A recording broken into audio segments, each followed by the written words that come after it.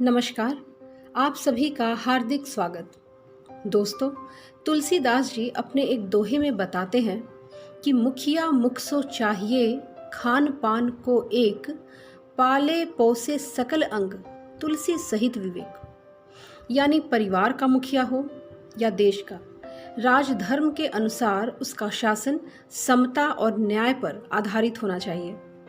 महाभारत, रामायण सहित अनेकानेक ग्रंथों में राजधर्म पर गंभीरता से विचार किया गया है। हमारे देश में समय समय पर अनेक ऐसे राजा महाराजा हुए जो अपने प्रशासन और न्याय व्यवस्था के कारण आज भी लोगों के हृदय में विराजते हैं। भारत के मध्ययुगीन इतिहास में एक ऐसा ही शासक दिल्ली की गद्दी पर बैठा, जिसके योगदान को हम आज भी याद करते हैं। उस शासक का नाम है शेर शाह सूरी। आज की कहानी इसी शेर शाह के न्याय पर आधारित है, जिसके लेखक हैं वृंदावन लाल वर्मा। साहित्य के ऐतिहासिक कथा विधा के शीर्ष पर विराजमान इस कथाकार को बचपन से ही इतिहास से बहुत लगाव था। 20 वर्ष की उम्र में उन्होंने अपना पहला उपन्यास ऊदल लिखा, जो अंग्रेजी सरकार के खिलाफ था। लिहाजा उपन्यास को तो जब्त किया ही गया, साथ ही वृंदावन लाल वर्मा को भी कई दिनों तक जेल में रहना पड़ा। उनके लेखन के समय कथा विधा में प्रेमचंद बहुत लोकप्रिय थे। सामाजिक यथार्थ के उपन्यासों का दौर था वो। तो ऐसे में ऐतिहासिक उपन्यासों और कहानियों को लिखने का साहस बहुत कम लोग कर पाते थे। नाटकों में यही कार्य जयशंकर प्रसाद जी कर रहे थे, तो ऐतिहासिक कथानकों को लेकर वृंदावन लाल वर्मा जी ने कथा विधा में प्रवेश किया। पाठकों के बीच बहुत लोकप्रिय हुए और सराहे गए। इनके उपन्यासों में स्त्री के सशक्त पक्ष को हम देख सकते हैं, चाहे वो झांसी की रानी लक्ष्मीबाई हो, मृगनयनी हो, अहिल्याबाई हो, विराटा की पद्मिनी हो, या प्रस्तुत कहानी में गांव की एक साधारण सी स्त्री। तो आइए सुने वृंदावन लाल वर्मा की लोकप्रिय कहानी शेर शाह का न्याय। वह नहा रही थी। ऋतु न गर्मी की न सर्दी की, इसलिए अपने आंगन में निश्चिंतता के साथ नहा रही थी। छोटे से घर की छोटी सी पौर के किवाड़ भीतर से बंद कर लिए थे। घर की दीवारें ऊंची नहीं थी, घर में कोई था नहीं, इसलिए मौज के साथ नहा रही थी। सुंदरी थी, पानी के साथ हंसते मुस्कुराते आमोद मग्न थी। पठान बादशाह शेर शाह सूरी का शहजादा इस्लाम शाह झूमते हुए हाथी पर सवार उसी घर के सामने वाली सड़क से चला आ रहा था। गहरे हरे रंग की चमकती हुई मखमल की चांदनी, सुनहला रुपहला हौदा, हौदे पर चमकते हुए मोतियों की झालरें, चांदनी के सुनहले बेल बूटों से दमक में होड़ लगाने वाली। हौदे में शहजादे के घुटने के पास ही पच्चीकारी के काम वाला सोने का पानदान रखा था। पानों पर सुनहले वर्क चढ़े हुए, कुछ उसके मुंह में भी थे। वर्क की एकाध चिंदी होठों की मोटाई और कोनों पर थी। वह मजे में पान चबा रहा था, धीरे धीरे मिठास ले रहा था। बाअदब, बाकायदा, होशियार, जान आलम शाहजादा जिंदाबाद, हरकारे ने पुकार लगाई। वह युवती एक हाथ अधभरा पानी का लोटा लिए दूसरे हाथ से कमर के नीचे के गीले वस्त्रों को संभालती खड़ी होकर पुकार की दिशा में देखने लगी। शहजादे का हाथी उसके घर के सामने आ गया। हाथी दीवारों से कुछ ऊंचा था। हाथी पर सवार शहजादा तो और भी बहुत ऊंचा। शहजादे ने युवती को देखा, जान पड़ा जैसे कमल के पुष्प पर मेघ की बूंद ढलक रही हो। हाथी को रोक लिया। युवती को आंख गड़ाकर देखने लगा। युवती ने तड़क भड़क वाले हौदे को देखा, शहजादे को देखा, शहजादे की पैनी आंखों को देखा। सूखे कपड़े दूर रखे थे। गीले कपड़ों से शरीर को ढकने संभालने के लिए समय नहीं था। युवती ने कपड़े का काम हाथों से लिया, मुंह फेरा और बैठने ही वाली थी कि उसके शरीर पर पान के 4-5 बीड़े आए, टकराए और नीचे जा गिरे। सोने के वर्क जगह जगह देह में चिपक गए। युवती ने चौंक कर फिर उसी दिशा में मुंह किया। शहजादे की उंगलियों में सोने के वर्कों की कुछ चिंदियां चिपटी थी। उंगलियां भीगी आंखों पर गईं, फिर हृदय पर और तुरंत खुले हुए डिब्बे के ढकने पर। मुस्कुराहट थी, आंखों में पैनापन।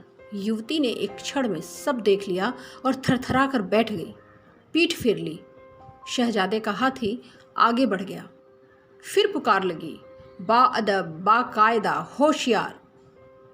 कुछ क्षण उपरांत युवती ने डरी हुई छिपी हुई आंखों से दरवाजे की तरफ देखा। बंद था।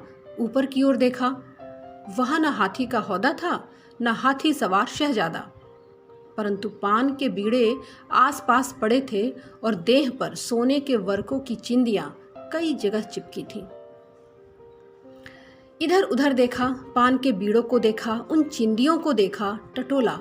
कुछ टूट गईं, कुछ जहां की तहां रहीं। युवती वेग के साथ भीतर से ईंधन लाकर आंगन में जमा करने लगी। ढेर ऊंचा हो गया। किसी ने दरवाजे की कुंडी खटखटाई। युवती ने अपने कपड़े की ओर देखा, कुछ सूख गया था, कुछ अब भी गीला था। कुंडी फिर खटकी। आवाज आई, खोलो भी, क्या कान बंद कर लिए हैं? उसके पति की आवाज थी। युवती का सूखा चेहरा तमतमा गया। किवाड़ खोलकर फिर आंगन में आई। पति हलवाई की दुकान किए था। कपड़े धुएं से धुंधले, जगह जगह घी और तेल के चिकट, चेहरा भी धुआंधार। पत्नी के काले बाल सूखे गीले बिखरे हुए, धोती अधसुखी। थके स्वर में बोला, अभी तक नहीं नहाया? पत्नी ने पीठ किए हुए कहा, उसके कंधे के कुछ नीचे सोने के वर्क का एक टुकड़ा चमक रहा था। हलवाई की दृष्टि गई। पान के कुछ खुले कुछ बंद बीड़े इधर उधर पड़े देखे। फिर उसकी आंख आंगन में चुने हुए ईंधन के ढेर पर पहुंची। समझ नहीं आ रहा था, यह सब क्या है? पान कहाँ से आए? और तुम्हारे कंधे पीठ पर ये काहे की चिंदियां चमक रही हैं? पत्नी ने वैसे ही पीठ किए हुए उत्तर दिया, मैं तुम्हारे काम की नहीं रही। क्या? हाँ। कैसी हाँ? क्या कह रही हो? कौन आ गया यहाँ पर? दिन दहाड़े डाका कौन डाल गया, और इतने बड़े आगरा शहर में, वो भी बादशाह की नाक के नीचे? घर में कोई नहीं आया। घर में कोई नहीं आया और तुम ये क्या बक रही हो? पागल हो गई हो क्या? हलवाई पान के उन बिखरे हुए बीड़ों की ओर देखने लगा। पत्नी ने गला साफ किया और बोली, बादशाह का बेटा हाथी पर सवार घर के सामने से निकला था। उसने मुझको नहाते देखा और मेरे ऊपर ये बीड़े फेंक दिए, तो अब मैं तुम्हारे काम की नहीं रही। बस इतना ही? और कुछ? और कुछ नहीं। हलवाई ने चैन की सांस ली। पीठ पर से धोती थोड़ी सी हटाई, वहां से सोने के वर्क की कुछ चिंदियां और चिपकी थी। हलवाई उनको छुटाने लगा। युवती हट कर रही थी।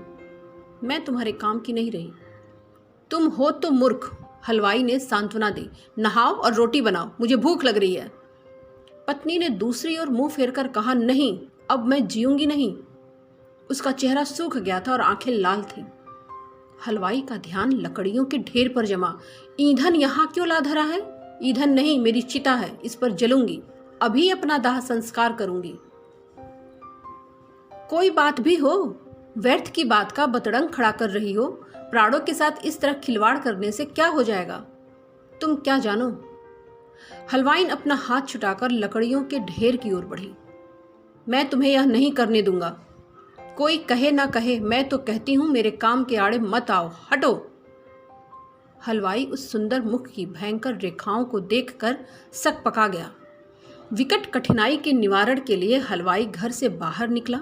उसने पड़ोसियों को इकट्ठा किया। पड़ोस की स्त्रियां भीतर दौड़ आईं। हलवाई ने आग पर चाली थी। चिता चुनी जा चुकी थी, उस पर एक लाल कपड़ा बिछाया जा चुका था। पड़ोसन ने हलवाई को पकड़ लिया, परंतु वह तो अपने हठ पर दृढ़ थी। पड़ोसियों ने तय किया कि शेर शाह को अर्जी दे दो। बादशाह की आज्ञा जारी होने की घड़ी तक शायद हलवाई मान जाए। बला टली सो टली, संभव है थोड़े समय में हठ भी टल जाए। तो हलवाई अर्जी लेकर शेर शाह के दरवाजे पर पहुंच गया। शेर शाह का आरंभिक जीवन तत्कालीन राजनीति के अखाड़े का जीवन था। कुटिल, कपटी, प्रत्येक युग में राजनीति के ये लक्षण अंग रहे हैं, परंतु शेर शाह न्यायी भी था। जब बादशाह हो गया और वजीर उसके न्याय को जानता था। हलवाई की अर्जी अन्य अर्जियों के साथ वजीर के हाथ में भी पहुंच गई। वजीर अर्जियां पढ़ पढ़ कर बादशाह के सामने रखता जाता था, वह उन पर अपना आदेश चढ़ाता जाता था। वजीर ने हलवाई की अर्जी हाथ में उठाई, पढ़ा और हाथ कांपने लगे। उस अर्जी को फिर किसी घड़ी सुनाने के लिए अलग रखकर दूसरी उठाने वाला था कि शेर शाह ने टोका, क्या है वह कागज, उसमें क्या है? वजीर का मुंह पीला पड़ गया, गले को साफ कर रहा था। शेर शाह की जिज्ञासा और बढ़ गई, क्या है उसमें, अलग क्यों रख दिया? जहां पनाह, घबरा क्यों रहे हो? क्या कोई शिकायत है? नहीं जहां पनाह। फिर उसमें ऐसा क्या है जिससे तुम्हारी घिघी बंद गई? वजीर चुप। बादशाह कड़का, बोलते क्यों नहीं? मुझे दो वह कागज, अगर आपका होश खराब हो गया है तो। जहां पनाह, दरख्वास्त शहजादे साहब के खिलाफ है। अच्छा, इसलिए तुम ऐसे मरे जा रहे हो? इधर इधर पेश करो। वजीर ने हलवाई की अर्जी को बादशाह के सामने रख दिया और मुरझाई निगाहों से उसकी ओर देखने लगा। हलवाई भी देख रहा था और कांप रहा था। शेर शाह ने अर्जी पढ़ी, एक क्षण बाद बोला, शहजादे को हाजिर करो। शहजादा हाजिर कर दिया गया। न मुंह में पान थे, न होठों पर सुनहरे वर्क की वे चिंदियां। बादशाह ने शहजादे के हाथ में हलवाई की अर्जी दी, पढ़ने का हुक्म दिया। जब वह पढ़ चुका तब उससे पूछा, क्या अर्जी में लिखी हुई शिकायत सच है? शहजादे की रेखाएं बनी बिगड़ी, गले तक कई झूठ आए परंतु होठों से बाहर नहीं निकल सके। माथे से पसीना टपकने लगा। वह चुप था। शेर शाह ने गरज लगाई, बोलो, चुप क्यों हो? क्या हलवाई की अर्जी में दर्ज शिकायत सच है? जी जहां पनाह, सवाल मत करो, जवाब दो, बात सच है या नहीं? क्या अर्ज करूं जहां पनाह, जब वह कहती है तो सच ही होगी। फिर बहुत दबी जुबान से बोला, कुछ पान इसकी घरवाली पे जा पड़े तो क्या हो गया? अगर उसको इतना ही अखरा है तो मैं कुछ जुर्माना दे दूंगा। शेर शाह तड़तड़ाया, इसकी घरवाली पर जा पड़े, क्या हो गया? जुर्माना दे दूंगा, कमबख्त। क्रोध के मारे शेर शाह की देह हिल रही थी। भरे दरबार में सन्नाटा छा गया। कुछ क्षण उपरांत शेर शाह ने आदेश दिया, शहजादे की बेगम हलवाई के घर के आंगन में नहाने के लिए वैसे ही बैठेगी। शहजादे के उसी हाथी पर हलवाई पान का डिब्बा लेकर बैठेगा और बेगम के ऊपर बीड़े फेंकेगा और उसके बाद उसी हाथी के पैरों तले शहजादे को कुचलवा दिया जाएगा। शेर शाह ने सूक्ष्मता के साथ दरबार में उपस्थित भीड़ पर अपनी आंख घुमाई कि इस आदेश का किस पर कैसा प्रभाव पड़ा है।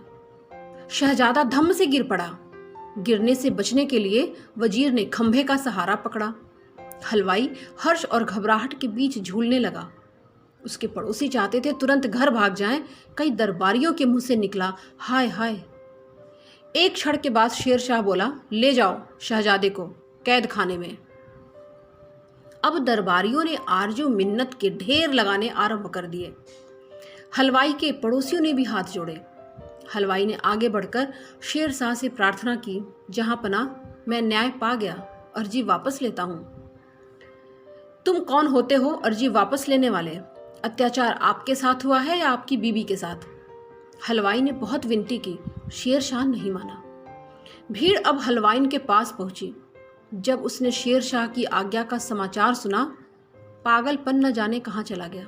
बोली, मैंने सब पा लिया, न्याय हो गया, मैं इस दंड को पसंद नहीं करती। पति ने कहा, चिता पर तो ना चढ़ोगी ना अब? उत्तर मिला, नहीं चढ़ूंगी।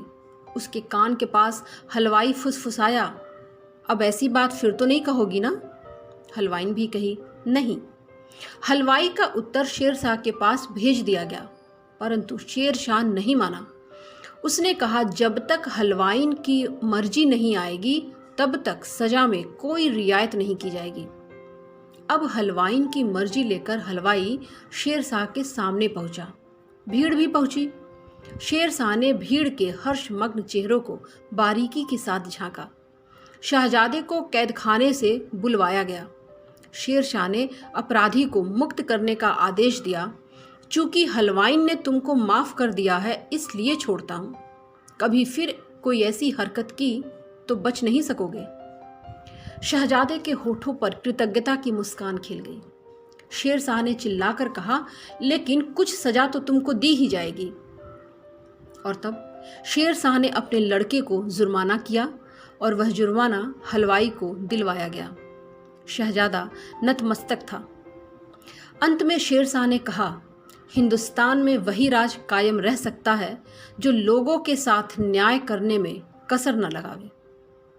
दोस्तों, आशा करती हूँ कि आपको ये कहानी पसंद आई होगी। लाइक, कमेंट और शेयर ज़रूर करें। आप सभी का बहुत बहुत शुक्रिया।